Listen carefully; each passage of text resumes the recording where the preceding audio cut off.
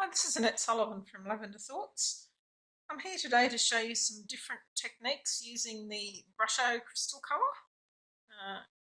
Comes in 5 colours. We've got Gamboge, which is an orange, brilliant red, yellow, moss green, and Prussian blue. So it's actually a very fine crystal powder which you mix with water to make some beautiful watercolour type backgrounds. I've got a couple of examples here. This one here I have used the blue, green and yellow on a piece of watercolour cardstock, and then I have put the stamp and the bird over the top of it when I've finished. This one here, again watercolour paper, and I've done it with the yellow and red, and then when it was dry I've stamped over it with the rose and coloured the rose in with the stamping blends. I've also got it on shimmery white cardstock, and this one I've used the brilliant red and the Prussian blue to give a purpley sort of look, and then I have embossed it. And in this particular one, again, it's with the shimmery white cardstock, and I heat embossed an image on there with white embossing powder, and then I have just used some of the green and the blue and the yellow over the top of that one. So in this first video, I'm just going to show you the techniques, a couple of techniques using the watercolour paper.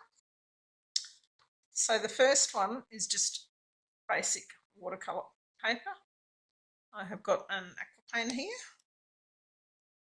and all we're going to do is just wet the surface of our cardstock, and we're only going to wet it where we actually want the crystals to go. So when you open these, you don't want to open them with the actual seal, or you're going to have little crystals going everywhere. So all you want to do is just use a push pin or something. One hole in the top is plenty. A bit tricky to get out now. And then we're just going to sprinkle a few of the blue on there. And then we'll put some of the yellow on there with it. And you can see where it's wet that it's starting to dissolve the crystals.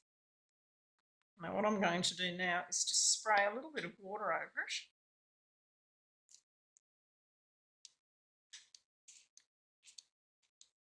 And that's going to spread out even more. And you can then just pick up your aqua painter and move your colours around. So you can see where you've got the blue and the yellow, you're going to get the greeny sort of look. So this is just going to give a nice watercolour background.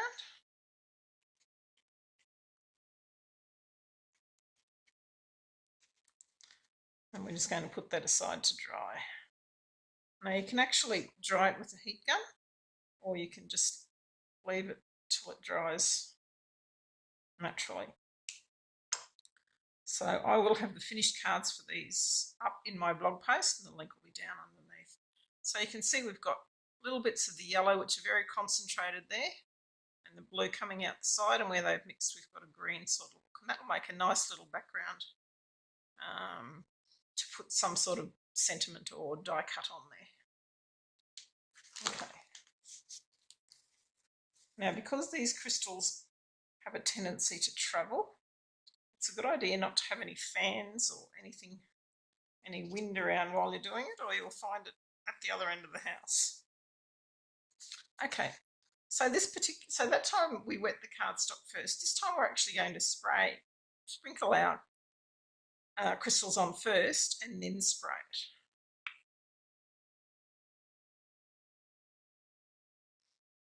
So just use some of the moss green.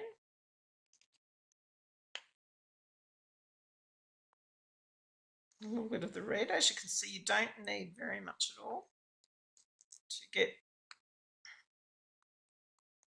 quite a brilliant effect. Okay, so I'm just going to spray some water.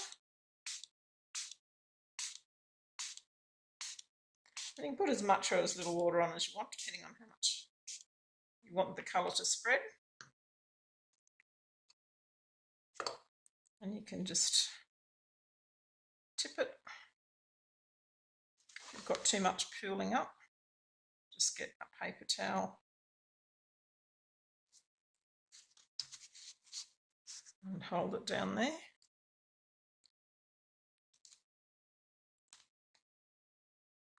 So if we decided we wanted a little bit more colour in it while it's still wet, and you can see how that green's now spreading too.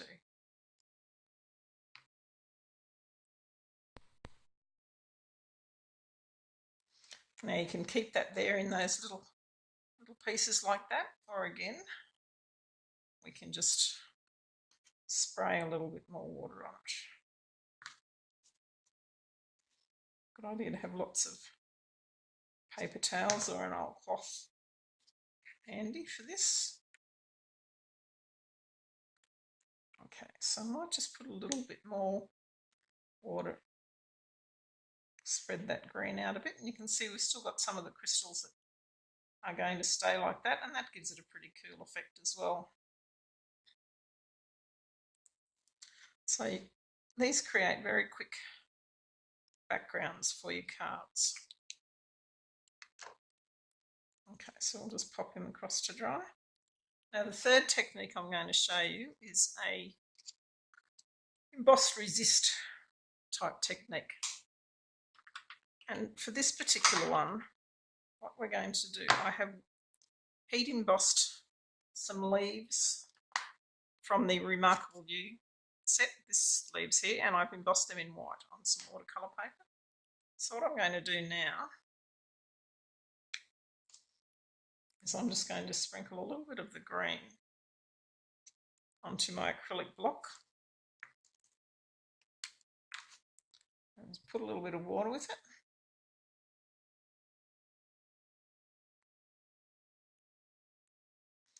I'm just going to do the leaves.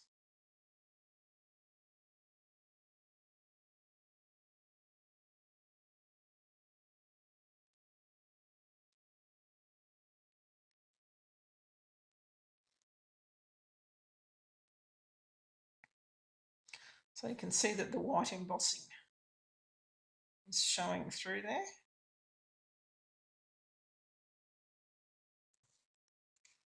I'll just hold that up so you can get a better look at it like that. How cool is that? So then what I'm going to do is just do a little bit of a watercolour wash background.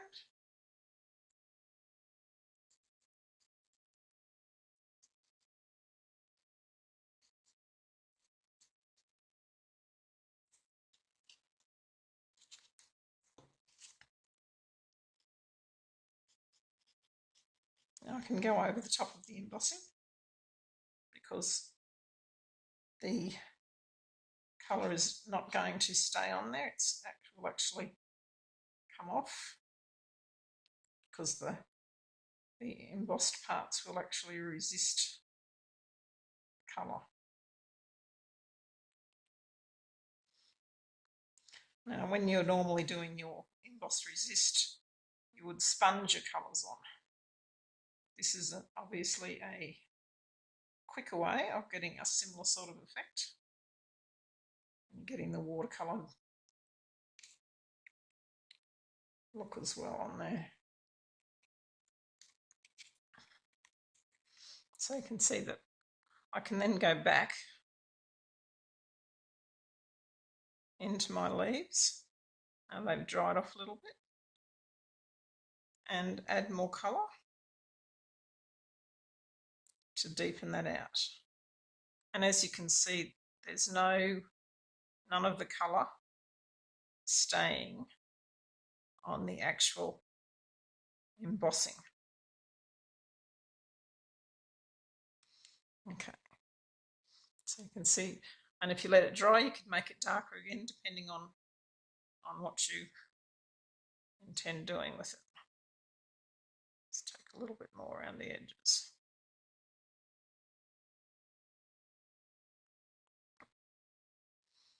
Okay.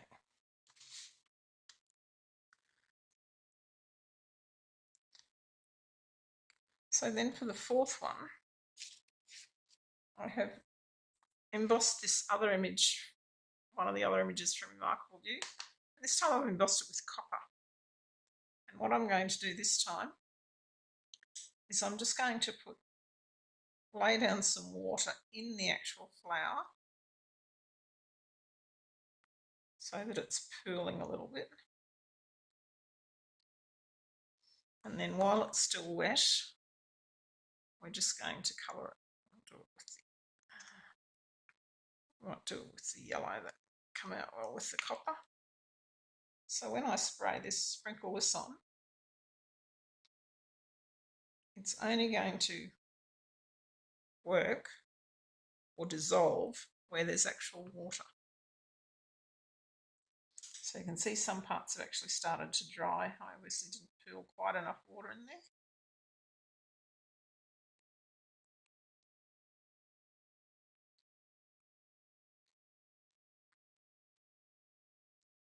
So a similar technique to the one we just did on the leaves, except this time we've actually wet the surface and put the powder straight on it.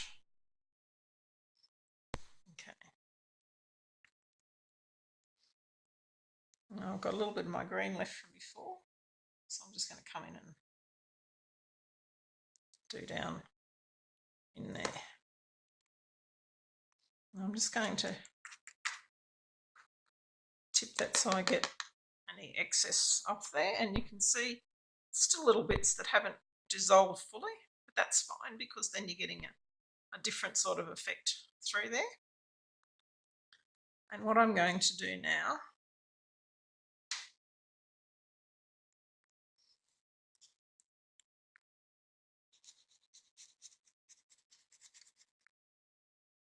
is, I'll put green over there.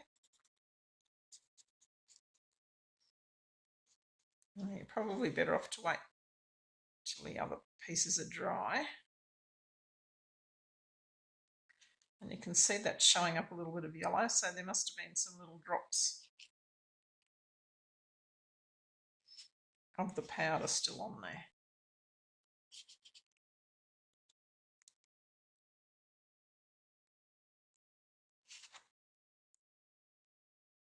Okay, so I'm just making this fairly wet. I'm just going to try and create a bit of a light blue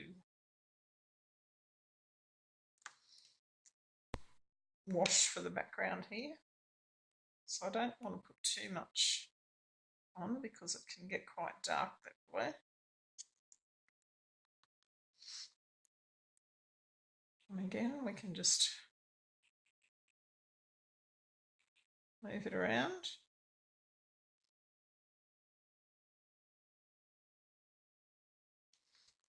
It's quite blue there, so I'll try and add a bit more water in there just to take that.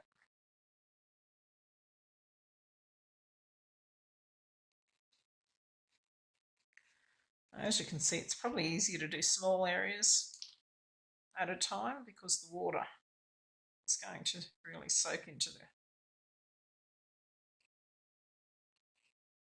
watercolour paper quite quickly.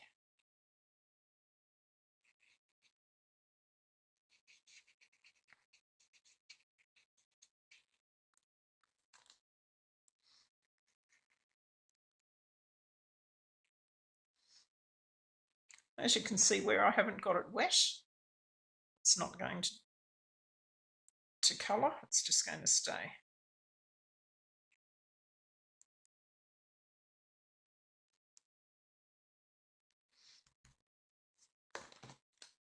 Okay, so there's obviously lots of techniques you can use, but I thought I would start with just 4 simple ones that you can try out.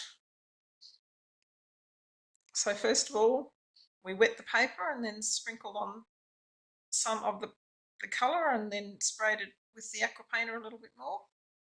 This one we sprinkled the colour on the paper and then sprayed it with water. And this one we have painted in the leaves with it on our acrylic, sprinkle some on our acrylic block, wet it and put it on like so. And then for the fourth one, similar type thing, except we have wet in the flower first and sprinkled the colour on there and used the aqua painter just to spread the colour around. I hope you've enjoyed these techniques. If you like playing with watercolour and getting a bit messy, this is a great way to create backgrounds and pretty startling images for your cards. I will have the cards made up from these on my blog. Check the link below. Thanks for watching, and please like my video and subscribe to my channel so you can see what's coming up. In my next video I'm going to do a similar sort of thing, but with the shimmery white cardstock so you can see the difference that you get. Thank you very much.